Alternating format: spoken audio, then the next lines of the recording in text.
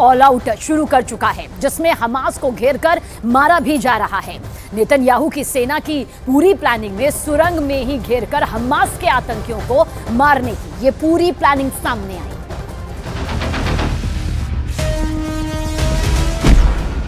Gaza पट्टी में operation all out शुरू। इजरायल की एयरफोर्स ने गाजा पट्टी वेस्ट बैंक में 30,000 के करीब बड़ी इमारतों को कारपेट बॉम्बिंग के जरिए मिट्टी में मिला दिया है। आईडीएफ के दावों के मुताबिक इमारतों के नीचे मौजूद हमास की सुरंगों में मौजूद हमास लड़ाके जिंदा ही दफन होने लगे हैं। जैसे इजरायल के F-16 और F-35 फाइटर जेट बम और मिसाइलों से इमारतें उड़ाई जा रही हैं, वैसे ही इमारतों के नीचे मौजूद सुरंगों पर बिल्डिंग का मलबा कब्र बनकर गिर रहा है। हमास के सामने दिक्कत यह है कि अगर वो सुरंग से बाहर आते हैं तो इजरायली सेना पिन पॉइंट से सीधे बम उस पर दाग देगी, और अगर वो सुरंग में रहते हैं तो तबाह इमारतों के नीचे मौजूद सुरंगें मलबे में दब रही हैं। आईडीएफ के मुताबिक अब सुरंगों में मौजूद कम से कम हमास के 25 टॉप कमांडर और उनके पूरे परिवार मारे जा चुके हैं, जबकि 500 के करीब हमास लड़ाके जिंदा ही सुरंगों में दफन हो चुके हैं, जो अब कभी भी सुरंगों से बाहर नहीं निकल पाएंगे।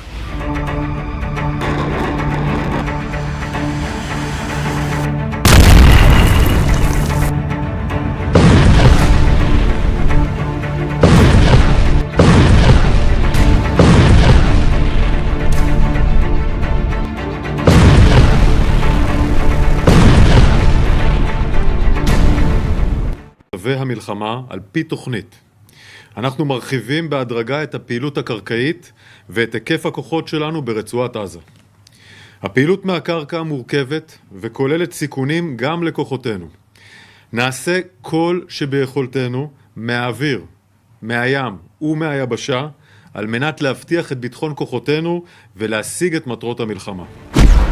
F-16, F-35 ने शीर डाला गाजा। 41 किलोमीटर लंबी और 10 किलोमीटर चौड़ी गाजा पट्टी में पिछले 18 घंटे से इजरायली वायुसेना ने 150 लड़ाकू विमानों से अंधाधुंध बम और मिसाइलें बरसाई हैं। 26 से 28 अक्टूबर के बीच आसमान से फाइटर जेट और जमीन से इजरायली टैंक और तोपखाना हमास सुरंगों पर सीधा हमले कर रहे हैं। खबर आ रही है कि आईडीएफ ने ज़ोहोर अद-दिक में टैंकों से भीषण हमला किया है।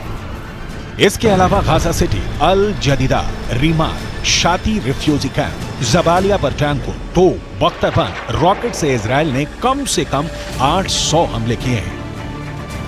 इजरायल के F-16 और F-35 फाइटर जेट ने गाजा को लगभग चीर डाला है।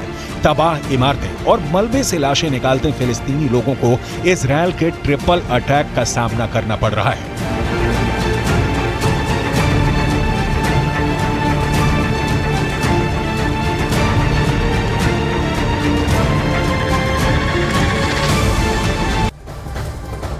इजरायल जंग में अमेरिका की सीधी एंट्री हो सकती है और अमेरिका ने अपने युद्धपोत लाल सागर से भूमध्य सागर की तरफ रवाना कर दिए। अमेरिका के इस कदम से मिडिल ईस्ट में जंग का खतरा बढ़ गया है। हालांकि अमेरिका ने यह कह दिया है कि उसने अपने युद्धपोत की तैनाती अपने नागरिकों के इजरायल और खाड़ी देशों में मदद के लिए की है।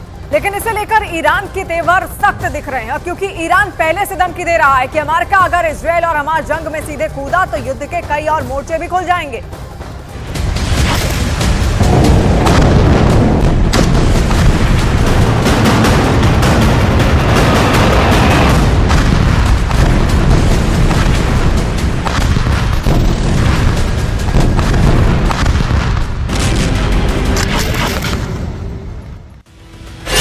सबसे बड़ी तबाही का काउंटडाउन, तीसरा विश्व युद्ध नहीं रुकने वाला है। जंग में अमेरिका की होगी सीधी एंट्री।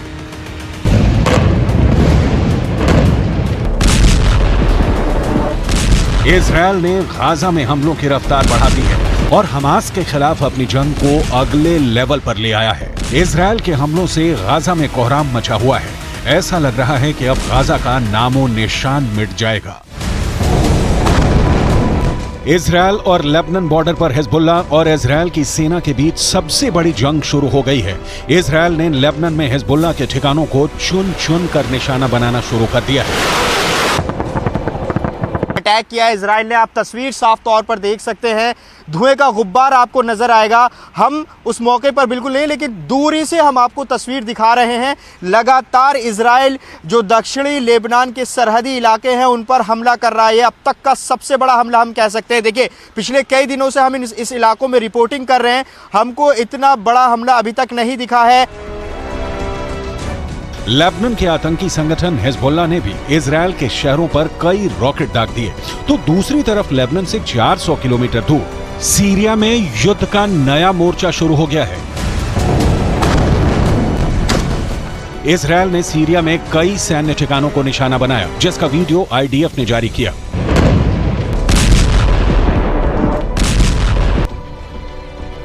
उधर अमेरिका और इजरायल को ईरान की धमकी के बाद सऊदी ने अमेरिका और इजरायल को चेतावनी दे दी है। गाजा में ग्राउंड ऑपरेशन से दूर रहने को कहा है। इसे लेकर सऊदी के क्राउन प्रिंस ने अमेरिका के प्रतिनिधियों से बात भी की है। हमास और इजरायल जंग में अब कई मोर्चे तैयार हो गए हैं, लेकिन सब अमेरिका के रुख का इंतजार कर रहे हैं, क्योंकि इजरायल जंग में अभी तक अमेरिका सीधे तौर पर नहीं उतरा है। लेकिन दो घटनाओं से ऐसा लग रहा है कि अमेरिका की जल्दी ही इस जंग में सीधी एंट्री हो सकती है। I say frankly to the American statesmen who are now managing the genocide in Palestine that we do not welcome to expansion of the war in the region. But I warn, if the genocide in Gaza continues, they will not be spared from this fire.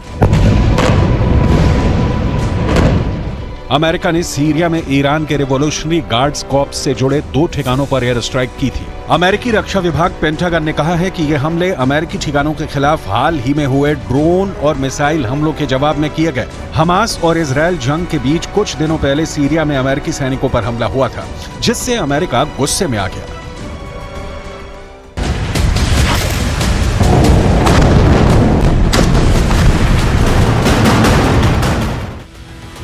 America ही नहीं, Israel ने भी Syria में कई ठिकानों पर attack किया। बताया गया कि हमास के समर्थन में सीरिया ने इजरायल के कई शहरों पर हमला किया, जिसके जवाब में ये कार्रवाई की गई।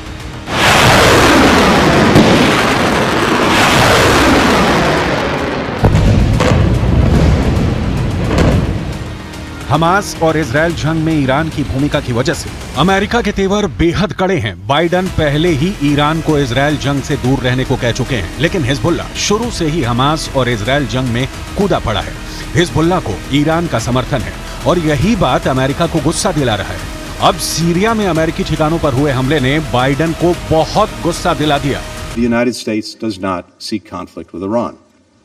We do not want this war to widen. But if Iran or its proxies attack U.S. personnel anywhere, make no mistake, we will defend our people, we will defend our security, swiftly and decisively. America Israel जंग से कुछ कदमों की दूरी पर है, क्योंकि America ने अपने लाल सागर में मौजूद युद्धपोत को भूमध्य सागर की तरफ रवाना कर दिया है, क्योंकि अभी सबसे बड़ी जंग भूमध्य सागर के पास ही लड़ी जा रही है। लेकिन अमेरिका के इस कदम से मिडिल ईस्ट में युद्ध का संकट और गहरा होता जा रहा है। ऐसा लग रहा है कि आज नहीं तो कल इजरायल वॉर में अमेरिका की सीधी एंट्री हो जाएगी, और अगर ऐसा हुआ तो तीसरे विश्व युद्ध को कोई नहीं रोक सकेगा।